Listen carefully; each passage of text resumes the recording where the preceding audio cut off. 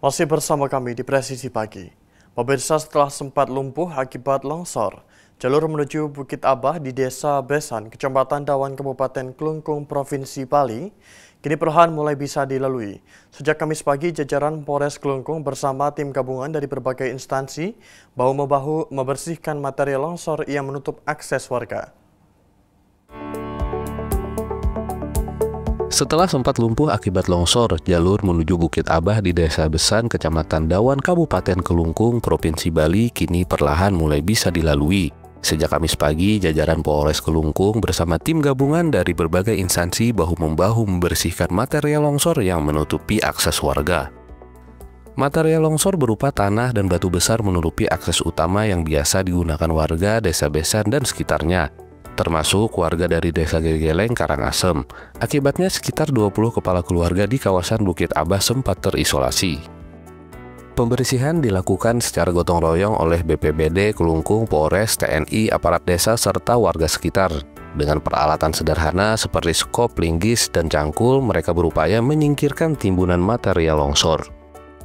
Kabak Ops Polres Klungkung Kompol I Nyoman Budiasa menegaskan bahwa medan yang curam serta banyaknya bongkahan batu besar membuat pembersihan secara manual kurang efektif. Oleh karena itu, proses evakuasi material longsor direncanakan akan dilanjutkan dengan bantuan alat berat, termasuk ekskavator. Jalur Bukit Abah baru bisa dilalui pejalan kaki dan kendaraan roda 2. Pembersihan masih terus berlangsung agar akses transportasi warga kembali normal sepenuhnya. Dari Humas Polres Klungkung, Polda Bali melaporkan untuk Polri TV. Di informasi berikutnya, pemirsa, Polda Papua menggelar audiensi bersama Majelis Rakyat Papua atau MRP guna membahas situasi keamanan pasca pemilihan gubernur dan wakil gubernur Papua tahun 2025. Pertemuan ini digelar di kota Jayapura dan menghasilkan kesepakatan untuk memperkuat sinergi dalam menjaga stabilitas di tengah masyarakat.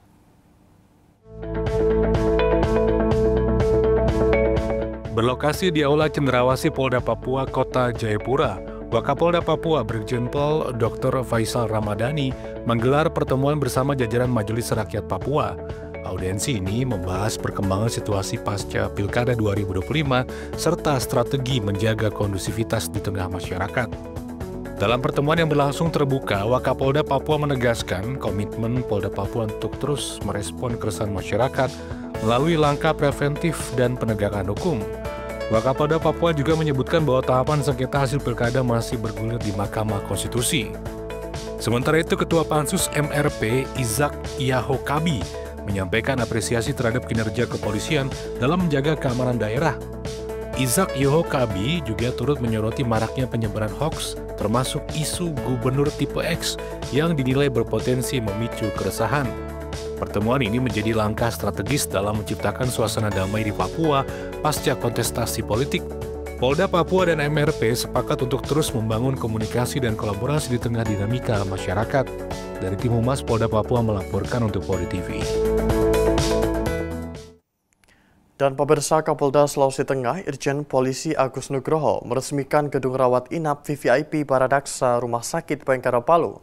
Peresmian ini menandai komitmen Polda Sulteng dalam meningkatkan fasilitas dan kualitas layanan kesehatan yang representatif dan modern untuk personil Polri maupun masyarakat umum Kamis 11 September 2025. Berikut laporan personil Humas Polda Sulteng Bribka Musdalifah untuk Anda.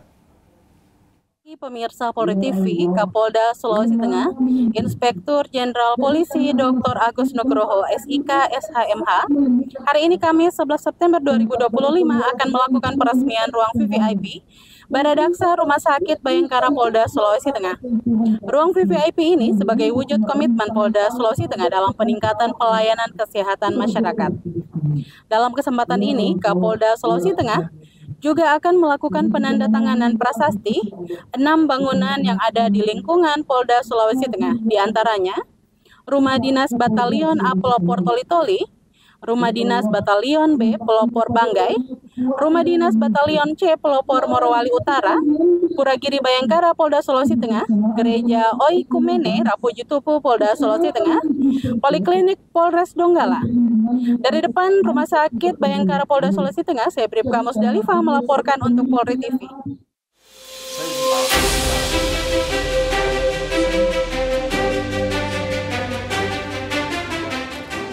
Dalam sebutannya, Kapolda Sulawesi Tengah menyampaikan rasa terima kasih dan apresiasi kepada PT Karya Bintang Internasional yang telah mendukung penuh pembangunan gedung ini hingga selesai sesuai standar teknis yang ditetapkan. Kapolda juga menekankan bahwa peresmian ini sejalan dengan program unggulan pemerintah Provinsi Sulawesi Tengah. Selain peresmian gedung VVIP, acara ini juga dirangkaikan dengan penandatanganan prasasti untuk beberapa fasilitas lain di lingkungan Polda Sulteng.